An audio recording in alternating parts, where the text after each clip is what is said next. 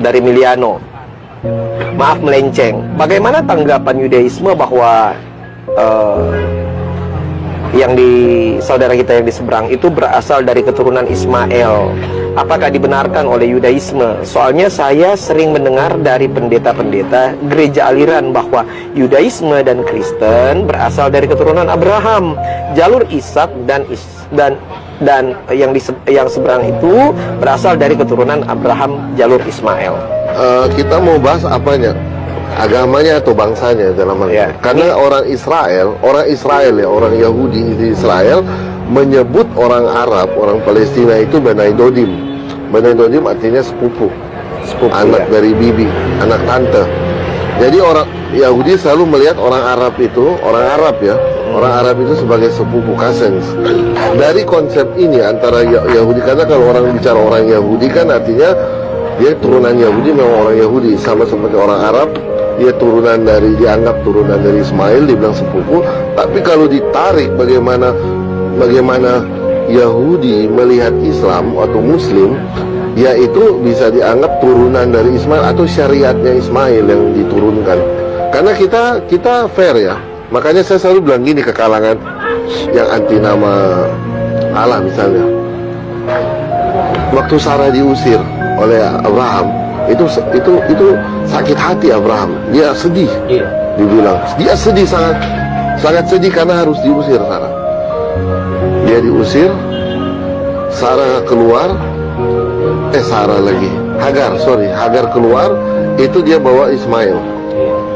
Di padang gurun Ismail kehausan, sudah hampir meninggal, almost.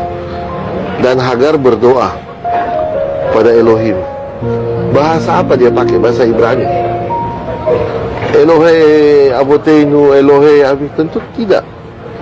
Dia orang apa? Hagar orang Mesir, dia pakai bahasa Mesir, ya kan? Jadi kita tidak bisa membatasi Tuhan itu hanya dimiliki oleh bahasa tertentu, oleh bangsa tertentu. Di Mazmur saja bilang Haleluya Adonai kol goyim, pujilah Tuhan hai segala bangsa. Goyim itu bukan seperti kita merendahkan orang. Israel pun goy. Hanya Israel dibilang goy kados, bangsa yang kudus. Tapi goy artinya bangsa, bangsa-bangsa goyim. Bukan merendahkan orang. Di Mazmur bilang Haleluya Adonai kol goyim, kita menyerukan bangsa-bangsa memuji Tuhan. Nah, kembali ke tadi, ada beberapa rabai-rabai yang mendalami hubungan Yahudi dengan Islam, itu melihat sebenarnya syariatnya itu kompatibelnya di mana? Di antara hadis dengan oral Torah, gitu loh. Kan saya bilang tadi, misalnya mungkin dari teman-teman Kristen tidak tahu Kain dan Habil menikah dengan siapa, tapi orang Yahudi dan orang Muslim tahu, lahir dari saudari kembar lalu terjadi pernikahan. Orang Yahudi dan orang Muslim pakai baju tangan kanan duluan, pakai celana tangan kanan duluan. Oral Torah itu semua sudah diatur dari hadis dan oral Torah, atau sunnah juga mungkin dalam agama Islam. Sunnah dari mana ya? Dari mila Ibrahim, dari Abraham. Kan satu rumah. Jadi hal ini bukan untuk siapa benar siapa salah. Karena teman-teman Bapak gereja kan mengambil kanon itu, tanah itu tertulis. Yang tidak tertulis dilanjutkan lewat sunnah dan hadis tadi. Jadi seperti habis menstruasi ada pembasuhan, itu semua kan yang dilakukan orang Yahudi dan orang Muslim. Jadi untuk urusan itu ya masih ada syariat yang sama karena dia satu rumah.